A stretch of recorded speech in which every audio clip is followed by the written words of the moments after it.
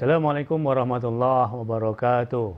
Bismillah walhamdulillah wassalatu wassalamu ala rasulillah wa ala alihi wa sahbihi wa mawalah.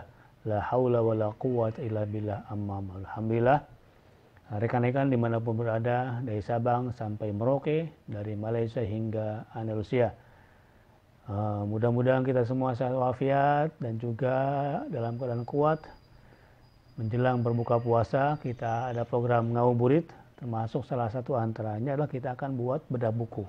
Ya, ini bukunya, insya Allah, Fikih Ekonomi Umar bin Khattab radhiyallahu anhu.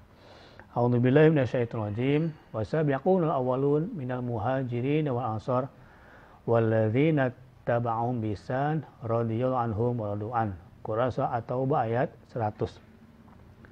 Orang-orang terdahulu yang di awal-awal masuk Islam adalah kalangan muhajirin dan ansor. Orang yang hijrah dari Mekah ke Madinah dibilang muhajirin, dan menyambut mereka di Madinah adalah kaum ansor.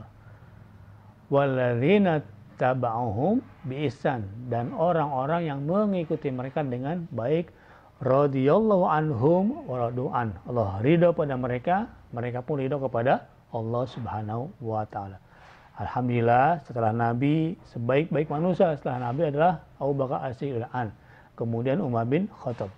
Imam Syafi'i pun dalam kitab Al-Um mengakui bahwa manusia terbaik setelah Nabi adalah Abu Bakar As-Siddiq. Ini bertentangan dengan orang-orang Syiah, ya, yang tidak mengakui kekhalifahan mereka, bahkan nauzubillah min dzalik, mencaci melaknat para sahabat. Alhamdulillah, saya pernah ke Iran, silaturahim ke sana, termasuk diskusi mengetahui bagaimana perbedaan Sunni dan Syiah. Namun saat ini kita akan lebih fokus tentang Umar bin Khattab radhiyallahu anhu. Siapakah dia? Khalifah nomor 2, kemudian menantu dari mertua dari Nabi Muhammad SAW, di mana anak beliau Hafsah dinikahkan oleh beliau kepada Nabi Muhammad SAW. Akidahnya kuat, ibadahnya luar biasa, ya kan? Jihad paling depan, banyak ijtihad daripada beliau yang sesuai dengan firman Allah Subhanahu wa taala.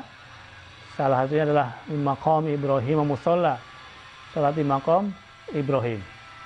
Alhamdulillah. Jadi Umar bin Khattab khalifah nomor 2, mertua Nabi, kemudian akidahnya mantap, ibadahnya luar biasa, jihad pun paling depan, bahkan Masya Allah setan pun takut dengan Umar bin Khattab. Selain daripada itu, beliau pun punya ijtihad tentang iktisad, tentang muamalah, tentang ekonomi. Ya, ini kita bahasa Arabnya al-iktisad lil amilul mu'minin Umar ibn Khattab. Ya, telah diterjemahkan ke dalam bahasa Indonesia Fikih Ekonomi Umar. Insya Allah kita akan diskusi, kita akan sharing, kita akan muzakarah, kita akan bedah bukunya bersama saya. Bagaimana fikih ekonomi Umar. Masya Allah, bagaimana tentang produksi, bagaimana tentang konsumsi, bagaimana mengatur wilayah, mengatur jalan, termasuk gaji buat alumni Perang Badar, kemudian juga para ummahatul mukminin, istri-istri Nabi, termasuk guru ngaji ketika itu, apakah standarnya.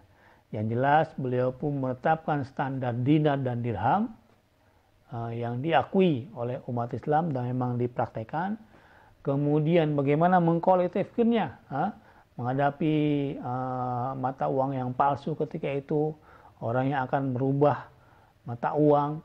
Kemudian bagaimana beliau, ya, kita dengar kisah yang masyhur datang ke kampung-kampung belusukan.